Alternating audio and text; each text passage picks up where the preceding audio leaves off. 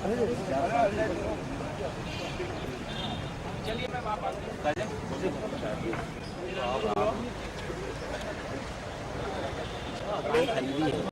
का बिल भी हम लेते, सफाई के पैसे तो 7 मंडी में बचे तो 7 मंडी में हर और माफ हो रहा है, जबलपुर को माफ कराना है। अभी बताया जाए पासपोर्ट की जरूरत है, बनाओ। फिर वो बोल रहे हैं अगर पासपोर्ट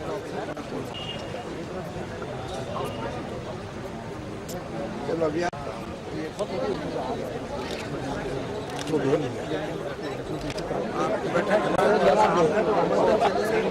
औपचारिक मुलाकात का मकसद और आपके देखिए, मेरा स्वभाव है, मैं जिस भी जिले में ध्वजारोहण के समारोह में रहता हूँ, चाहे नरसिंहपुर हो, चाहे छिंदवाड़ा हो अथवा बालाघाट या मंडला हो, मुख्य रूप से 15 अगस्त और 26 जनवरी हमारे दोनों राष्ट्रीय पर्व हैं जिन पे हम लोग मिलते हैं।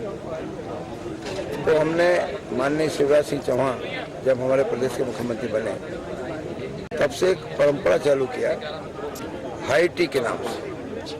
अब चूंकि यहाँ के समारोह के उपरांत अनेक रंगारंग कार्यक्रम थे और हमें मध्याह्न भोजन के लिए भी स्कूल में जाना था, तो हमने सोचा कि सारे हमारी कमिश्नरी जबलपुर के अनेक जो संस्थान हैं उनके अपने अपने कार्यक्रम रहते हैं, इसलिए हमने 4 बजे का समय उचित समझा और हमने अपने पार्टी के हमारे दोनों अध्यक्ष हैं, नगर भाजपा के अध्यक्ष भी, ग्रामीण के भी अध्यक्ष हैं, पूरी कार्यकारिणी, हमारे विश्वविद्यालय के 5 हमारे वाइस चांसलर हैं, एग्रीकल्चर विभाग के सारे अधिकारी, राजस्व विभाग के, नगर निगम के हमारे कमिश्नर, हमारे अध्यक्ष प्रभा जी, और मैं समझता हूँ कि जितने भी हमारे परिचित लोग हैं सबको मैंने आमंत्रित करने का प्रयास किया था। कुछ लोगों को हमने निमंत्रण भेजा, कुछ लोगों को मौखिक रूप से हमने कहा, कुछ लोगों को इस समारोह के बाद हमने वहीं से निवेदन किया, अनाउंस जहाँ से हो रहा था वहाँ से। फिर अभी मैं श्रमजीवी पत्रकार बंधुओं के पारिवारिक मिलन समारोह में गया तो वहाँ मैंने आग्रह किया कम समय में जितना हम खबर दे सकते थे उनसे एक मिलने का अवसर आज था। मैं समझता हूँ आज से और अधिक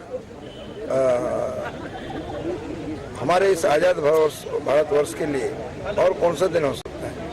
प्रभारी मंत्री बनने के बाद दूसरी बार मेरा प्रवास हुआ है।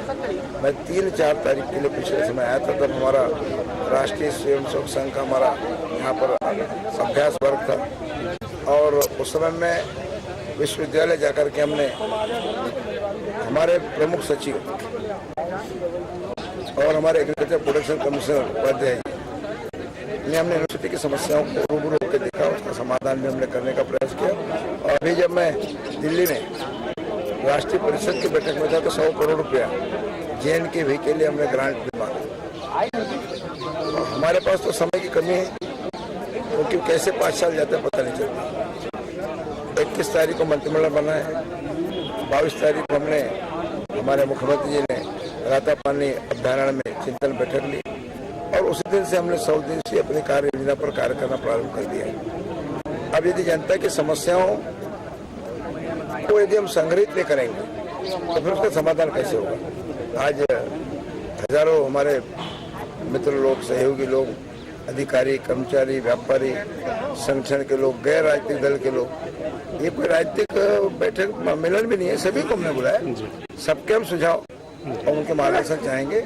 हमें अपनी संस्कारधानी जबलपुर में जितना अच्छा हो सकता है, अकेला विकास नहीं अन्य कामों में भी काम करना है। आप किसान कल्याण मंत्री हैं और इस बार के अब मध्य प्रदेश में किसानों के लिए अलग से कोई बजट का प्रावधान रहेगा?